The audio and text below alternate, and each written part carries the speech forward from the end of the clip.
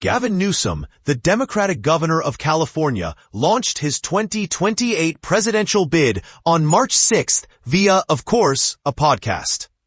This is Gavin Newsom was released on all the usual platforms with two of the strangest interviews in modern political history. On the first episode, Newsom, who as mayor of San Francisco issued marriage licenses to gay couples back in 2004, hosted Charlie Kirk, the conservative media personality who spent last autumn preaching that gay marriage should be banned. The fourth show saw Newsom, who backed Joe Biden to the bitter end, go head-to-head with Steve Bannon without once challenging Bannon's claims that Biden stole the 2020 election. He's since interviewed conservative commentator Michael Savage, Democratic Governor Tim Walz, and New York Times columnist Ezra Klein. This has appalled just about everyone in American politics. In the UK, we're used to former spin doctors and MPs presenting podcasts with gentle jousting over the center ground. But in partisan America, the idea that a Democratic governor would have a genial chat with a Republican firebrand has shocked and angered both sides. The bipartisan site The Hill headlined its review, "No one wants a Gavin Newsom podcast, not even Democrats." Californian State Assembly Democrat member Alex Lee has condemned the show as terrible. Former Illinois Congressman Adam Kinzinger tweeted that the pod was unforgivable and insane, while the liberal New Yorker magazine condemned it as ill-fated and embarrassing. Even Jane Fonda joined the pile-on, using the Bannon interview as an excuse to compare Newsom with Neville Chamberlain. Republicans, meanwhile, seem spooked for different reasons. When asked if Newsom could give Republicans problems, Steve Bannon said hell yes, while the conservative commentator Megyn Kelly warned GOPers to stop joining the California Governor's Show. After Kirk appeared on the show, he wrote a column on the Fox News website advising Republicans to beware. Given this furore, you'd expect quite a lively show, but for British listeners used to a more informed style of interviewer, this is Gavin Newsom is strangely soft and even a little bland. Newsom almost feels like the liberal Trump podcaster Theo Vaughn, whose shtick is slightly baffled interest and a willingness to let his guests steamroller the chat.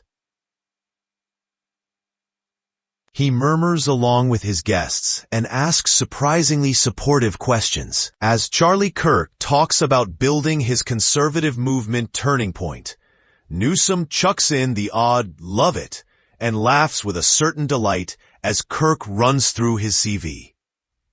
Is that confidence or narcissism? It's about as punchy as he gets. At one point, Bannon runs through rebuilding the MAGA base after the stolen election.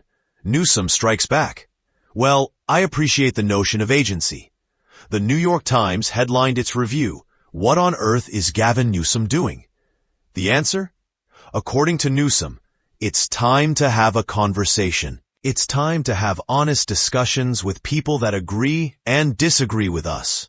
It's time to answer the hard questions and be open to criticism and debate without demeaning or dehumanizing one another, which translates as running for president in plain sight, by trying to speak to Bannon and Kirk's audience, proving he's the most MAGA-fluent Democrat on the block. He is definitely not auditioning for a job as an interviewer. Newsom spends an awful lot of time appreciating his guests' points, so much so that one commenter underneath the show's YouTube feed posted, "This podcast should be called I Appreciate That with Gavin Newsom."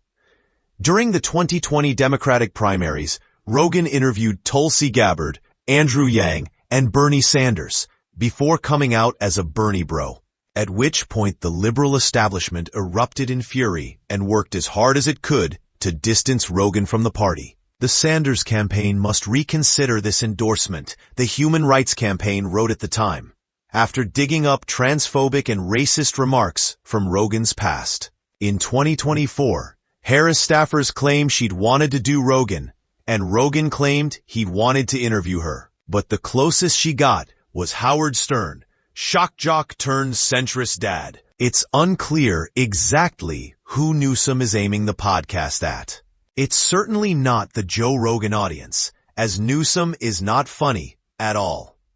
In fact, Andy Burnham has better gags.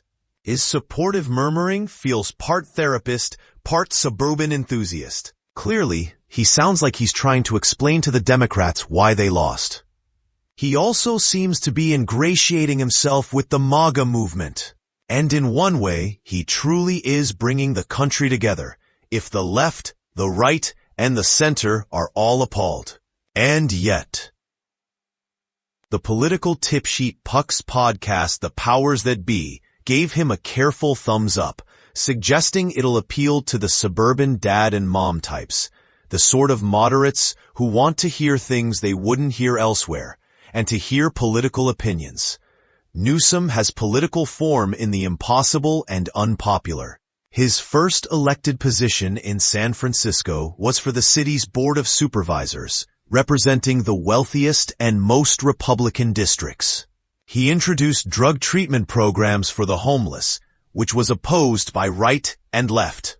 He ran for mayor as a centrist, introducing measures that alienated both right and left. He annoyed Democrats by not declaring San Francisco a sanctuary city. He infuriated Republicans with his unilateral introduction of gay marriage.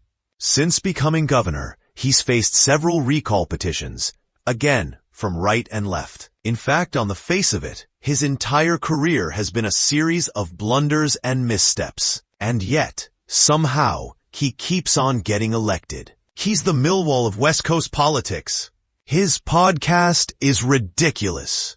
It's not funny. It doesn't challenge anyone. It's clearly not good. But, and here's a terrifying thought, what if it's working?